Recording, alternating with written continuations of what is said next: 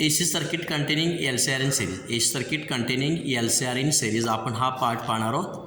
इथं बघा या ठिकाणी हा प्युअर इंडक्टर आहे, कॅपॅसिटर आहे, रेजिस्टर आहे, तिन्ही सिरीजमध्ये जोडले आहेत. त्याच्या अक्रॉस अल्टरनेटिंग EMF अप्लाय केलं आहे आणि अल्टरनेटिंग EMF अप्लाय केल्यामुळे अल्टरनेटिंग करंट याच्यातून फ्लो होणार. याच्यामधला करंट याच्यामधला करंट सारखा असणार.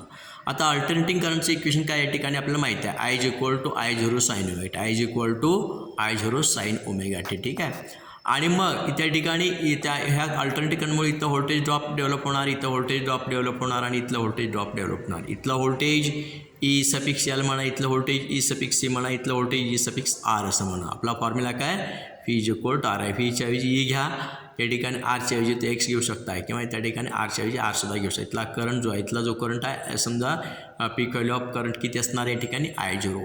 मग आता इथे इथलं जे व्होल्टेज ड्रॉप अक्रॉस R किती या ठिकाणी ER = I0 × R, ER = I0 × R. तसं EL = I0 × XL, EL = I0 × XL. कारण काय, याचं या ठिकाणी रिॲक्टन्स XL, याचं रिॲक्टन्स XC आणि याचं रेजिस्टर R.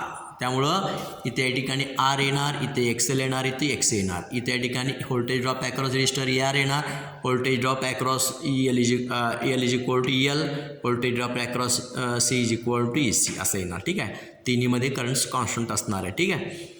आता बघा हा जो प्युअरली रेजिस्टिव्ह सर्किट असेल, आपण पाहिलं आहे purely resistive circuit, purely inductive circuit आणि हे capacitive circuit. Purely inductive circuit resistive circuit असेल, करंट पण इकडंच आणि व्होल्टेज पण इकडंच, म्हणजे दोन्हीमधला फेज डिफरन्स किती असणार, 0 असणार. म्हणजे प्युअरली रेजिस्टिव्ह सर्किट असेल, करंट आणि EMF दोन्ही सेम फेजमध्ये असणार. ठीक आहे. आणि या ठिकाणी इंडक्टिव्ह सर्किट असेल, इथे या ठिकाणी करंट असणार, इकडे हे करंट असेल आणि हे काय या ठिकाणी व्होल्टेज. म्हणजे या ठिकाणी करंटपेक्षा व्होल्टेज किती π/2 कसं असणार, लिडिंग असणार. करंटपेक्षा व्होल्टेज π/2 लिडिंग असणार. हे या ठिकाणी प्युअरली इंडक्टिव्ह सर्किटसाठी. प्युअरली कॅपॅसिटिव्ह सर्किटसाठी काय असणार बा, इथलं व्होल्टेज ड्रॉप व्होल्टेजपेक्षा करंट पुढे असणार. म्हणजे या ठिकाणी करंट कसं असणार, लिडिंग असणार. EMF पेक्षा करंट लीड्स असणार. किती फेज अँगलनी, π/2. किती फेज अँगलनी, π/2. ठीक आहे. म्हणजे त्या ठिकाणी प्युअर इंडक्टिव्ह सर्किट असेल तर करंटपेक्षा EMF पुढे असणार आहे.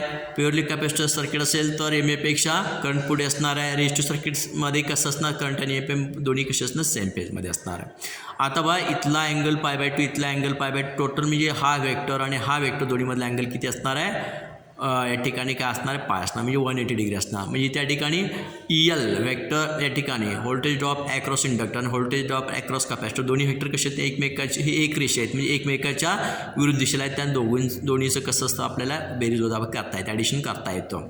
म्हणजे O पासून B पर्यंत हा EL आहे, O पासून B पर्यंत हा EL आहे आणि O पासून C पर्यंत हा EC आहे. म्हणजे या ठिकाणी या ठिकाणी EL - EC, EL हे वरच्या दिशेला आहे, या ठिकाणी OC खालच्या दिशेला आहे. या ठिकाणी याच्यातून हे वजा केल्यानंतर या ठिकाणी O पासून B मधून OC वजा केल्यानंतर इथून आपल्याला हा जो वेक्टर मिळेल, त्याला आपण काय म्हणतो, EL - EC. दिस कॉल्ड ॲज EL - EC. हे EL - EC म्हणजे हे सुद्धा हे काय असणार, EL - EC. आणि हे काय, ऑलरेडी हे ER आहे. आणि मग हा इथला जो फेज अँगल किती, फाय, याला आपण काय म्हणतो, फेज अँगल किती, फाय आहे. मग आता त्या ठिकाणी हा जर फेज अँगल फाय असेल तर त्या ठिकाणी पायथागोरस करून बघा, हे याचा स्क्वेअर अधिक याचा स्क्वेअर बरोबर याचा स्क्वेअर. आणि हा त्या ठिकाणी इथलं जे याचा अर्थ काय, हे प्युअरली इंडक्टिव्ह असेल तर हे, प्युअरली कॅपॅसिटिव्ह असेल तर हे, आणि प्युअरली रेजिस्टिव्ह सर्किट असेल तर हे. पण हे तिन्ही ॲट अ टाईम जोडलेत. याचा जो कंबाईन इफेक्ट आहे, कंबाईन इफेक्टमुळे या ठिकाणी जे व्होल्टेज असणार, व्होल्टेज इकडे असणार सगळे धरा, त्याला काय समजा E0, हे E0 आहे, हे ER आहे, हे EL - EC आहे. पायथागोरस वापरा, याचा स्क्वेअर प्लस याचा स्क्वेअर बरोबर याचा स्क्वेअर, म्हणजे E0 square = AR² plus EL - EC bracket square. तेच इथे घेतले बा, E0 square = AR² - EL - EC bracket square.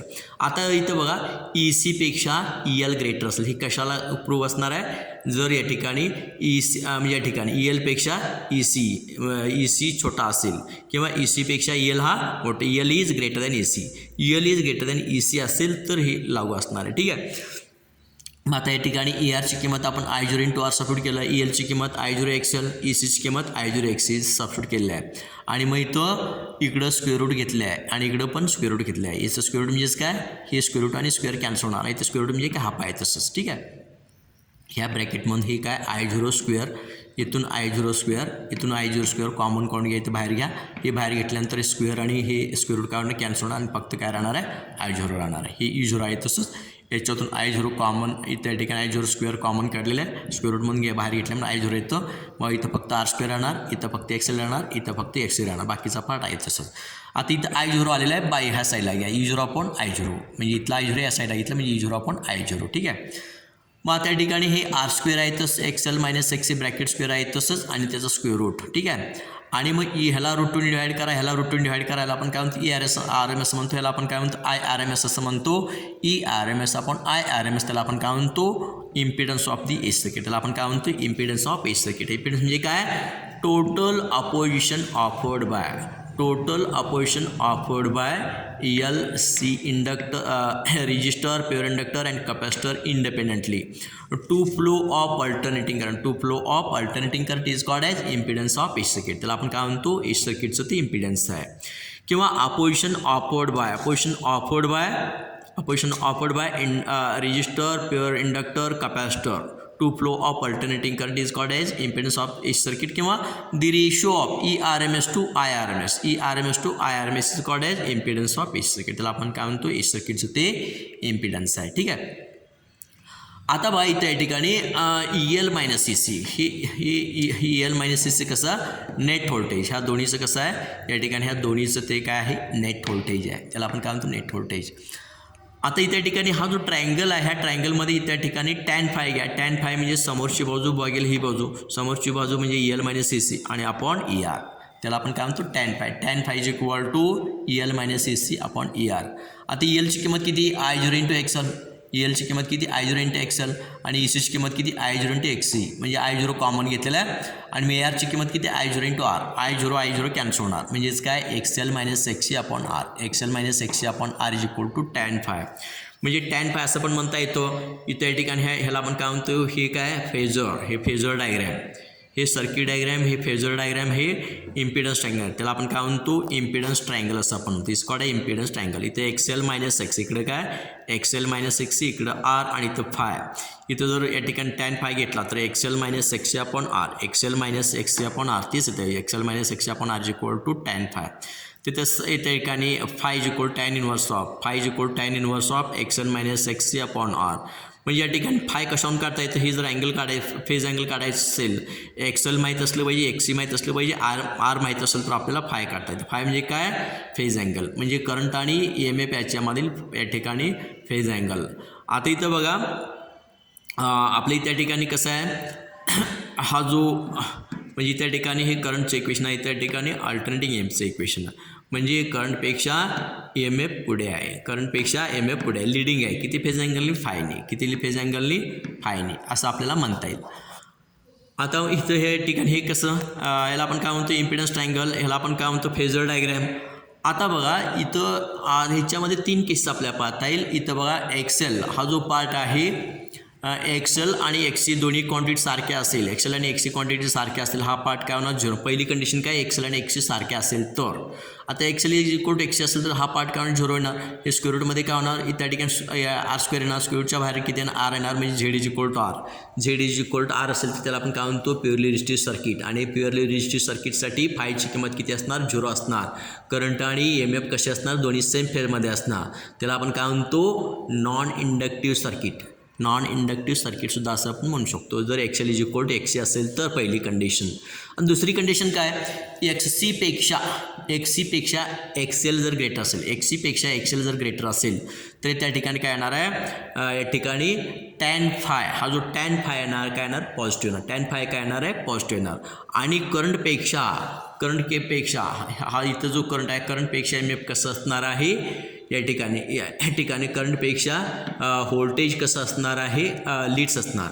म्हणजे voltage leads current by phase angle phi, voltage leads current by phase angle phi असं आपल्याला म्हणता येईल. आणि अशा वेळी त्याला आपण काय म्हणतो इंडक्टन्स डॉमिनेटेड सर्किट, त्याला आपण काय म्हणतो इंडक्टन्स डॉमिनेटेड सर्किट असं आपण म्हणतो. जर XL is greater than XC असेल तर tan phi ची किंमत पॉझिटिव्ह असेल तर पेक्षा व्होल्टेज करंटपेक्षा व्होल्टेज लीड असेल तर इंडक्टन्स डॉमिनेटेड सर्किट असं आपण म्हणतो. आता याच्या उलट समजा या ठिकाणी ह्याच्या उलट काय या ठिकाणी एक्सेल लहान आहे, एक्सेल एक्सी मोठा आहे आणि एक्सेल लहान आहे. म्हणजे हा पार्ट म्हणजे या ठिकाणी इथं tan phi काय येणार निगेटिव्ह ना, काय येणार आहे tan phi काय येणार निगेटिव्ह ना.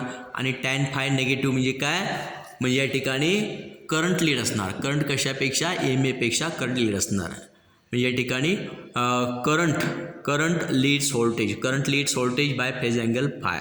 किती बाय फेज अँगल फाय. कारण काय tan phi किंमत निगेटिव्ह असणार. त्याला आपण काय म्हणतो कपॅसिटन्स डॉमिनेट सर्किट. अशा वेळी ह्याला सर्किटला आपल्याला काय म्हणता येईल कपॅसिटन्स डॉमिनेट सर्किट असं आपल्याला म्हणता येईल. ठीक आहे. म्हणजे अशा प्रकारे त्या ठिकाणी circuit containing LCR in series हा पार्ट आपण इथं पाहिला आहे. उर्वरित पार्ट पुढच्या व्हिडिओमध्ये आपल्याला